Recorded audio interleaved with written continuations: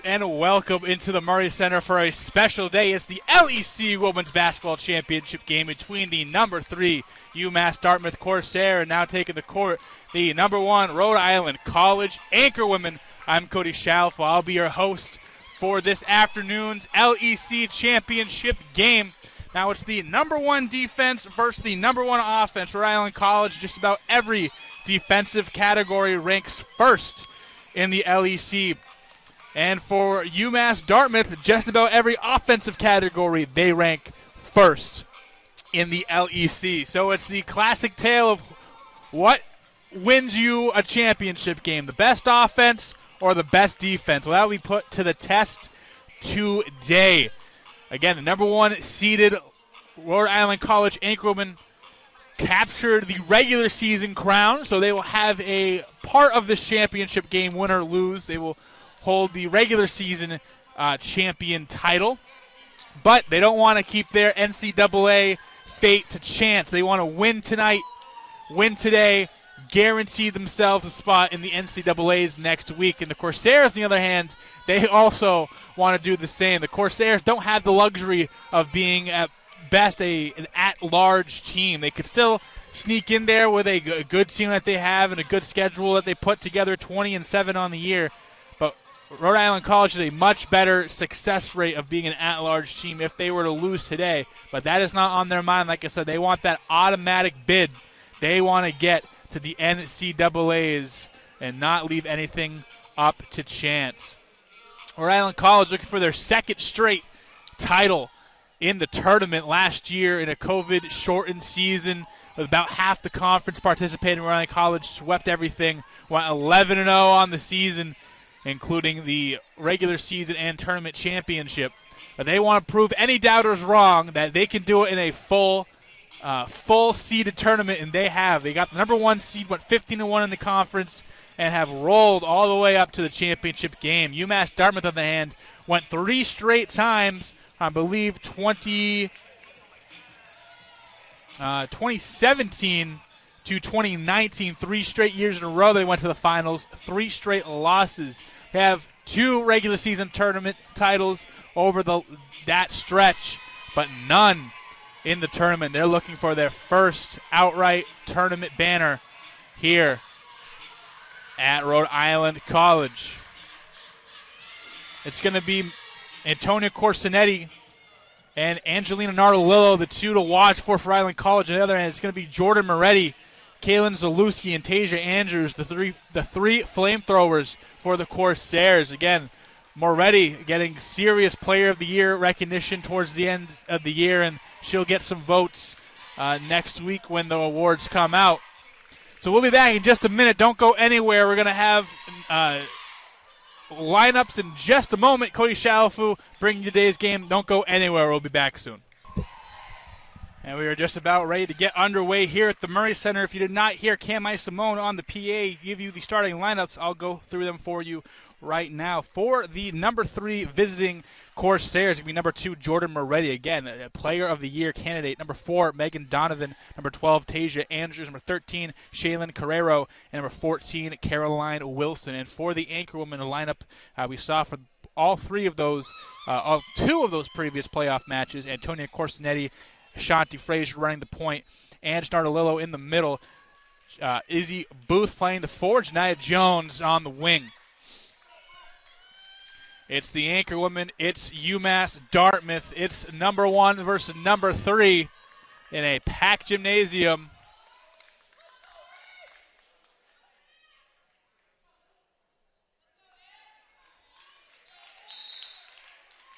And after a little bit of dramatic pause, we are off and running.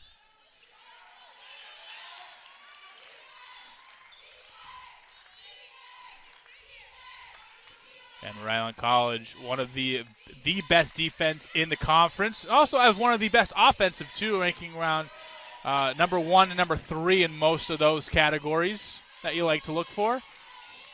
Janiah Jones will crossover, gets into the lane. 6 to shoot. Frazier takes a 3. She misses everything. Just a 15% three-point shooter. Doesn't take a bunch of them. And there's why. Andrews knives her way into the lane, and that's the first basket of the game. It's like a 2-3 zone for the Corsairs. Nardolillo swing past Corsinetti in the corner, foot on the line, turnover.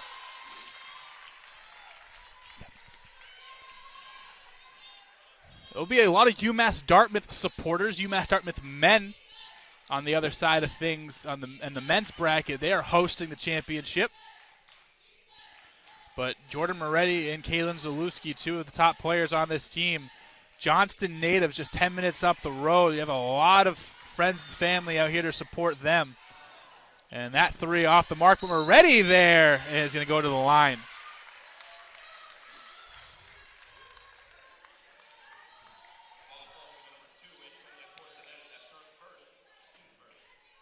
Corsinetti picks up her first foul. Her and Moretti friends grew up together, both from Johnston.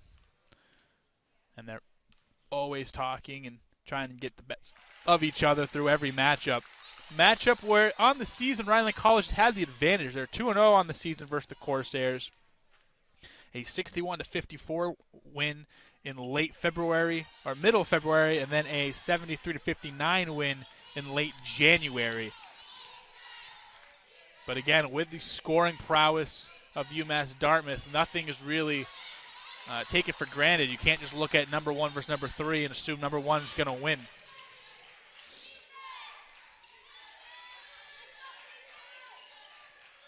Ready now, working. And be a travel on her, try to get her way down and spin out. And it's going to be a walk on Moretti.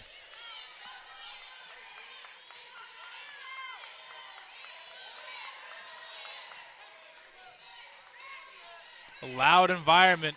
I mean, the first two playoff matches didn't have it. Corsinetti from downtown connects.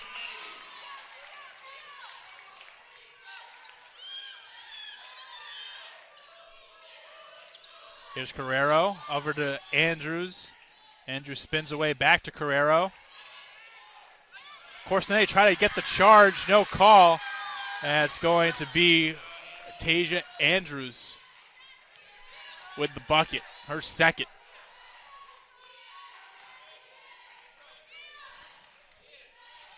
And Matt Ducharme and company looking for the first LEC tournament title. Moretti's going to weave in and out on Frazier, no call. Izzy Booth with the strong rebounds. Rhineland College has some numbers, but they'll slow it up. Nardolillo's blocks, gets her own rebounds, and can't put it back, and that's going to be something that Corsairs have to do, is keep Nardolillo at bay. Three-pointer missed by Wilson, 26% from three for the season, and another strong defensive effort for Rhode Island College.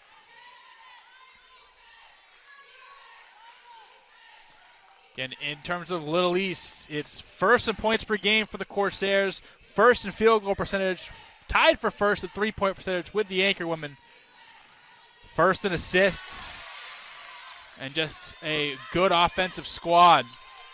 The best on paper in the Little East. And they're bringing out some defensive plays. Rhode Island College turning the ball over a few times.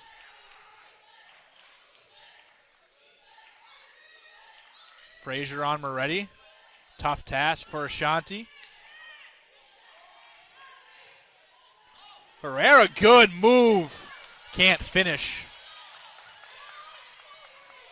As Carrero had a very nice half spin.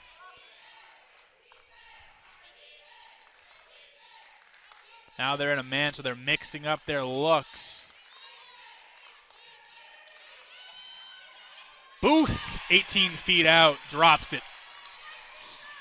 5-5 with about 6 minutes left in the first quarter. Macy Durante's looking to be the first sub from either team on the game.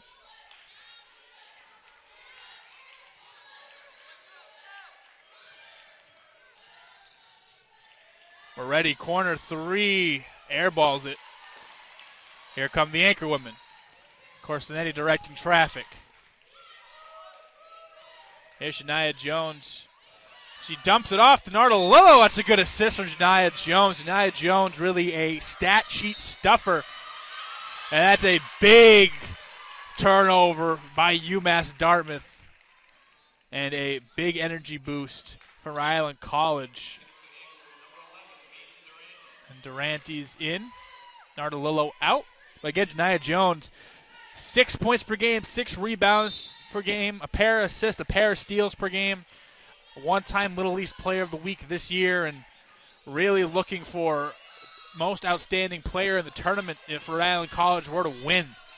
Had an impressive 13-point, 12 rebound performance, and there's a steal up ahead to Booth.